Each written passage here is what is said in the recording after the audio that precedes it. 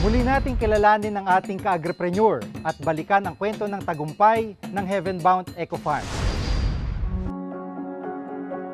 Ang tawag ko dito sa farm na ito ay Heavenbount EcoFarm. Bakit po yun ang tawag mo dito sa farm? Part of it is really an inspiration that this is a gift from God, heavenly gift. Because when you say bountiful blessing, and that's exactly our experience here. Ano yung mga makikita dito? Anong meron dito sa loob ng Heavenbount EcoFarm? So when we talk about diversity, nandito yan, and that's more intentional in nature. When we talk of different things here, it's interrelated by nature. Because this farm is really eco-farm, so ecology farm. So by that, we have our trees, the forest trees, we have our fruit trees, we have our livestock, we have our flowers, we have our vegetables, so everywhere you can see different things here. This has been in existence since 2006 without really noticing about diversity, without understanding that just planting with the intention of planting mangosteen in support to the mangosteen business. Thinking of sustainability, there's no other way but really to preserve and protect what's inside already, what's something natural. So we want to sustain the business, so the source should be sustainable at the same time. So that's the inspiration. And how to do that, there's no other way but go back to the natural way of doing things.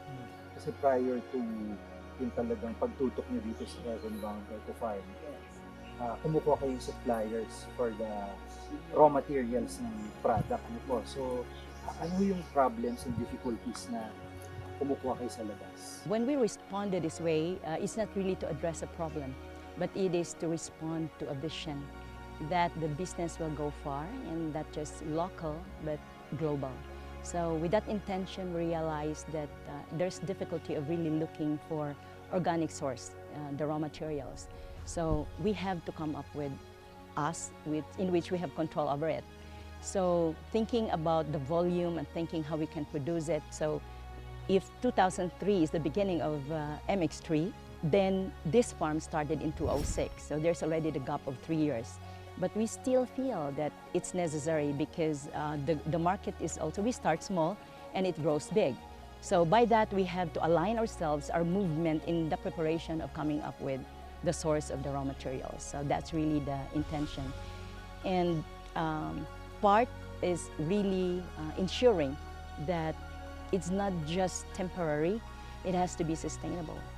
And if you asked for inspiration, there was one time when the owner and myself, we were talking, and then we saw in a very simple paper, and I've read there, Numbers 35-34, says there, God inspired the people.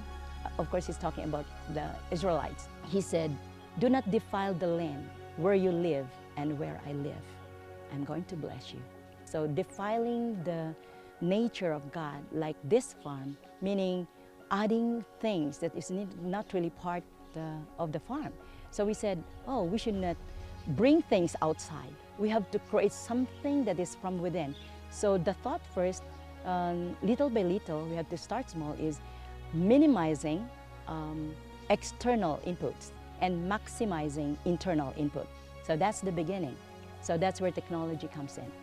Ang maganda rito, yung product out of that practices, talagang mataas po yung integrity and yung qualities.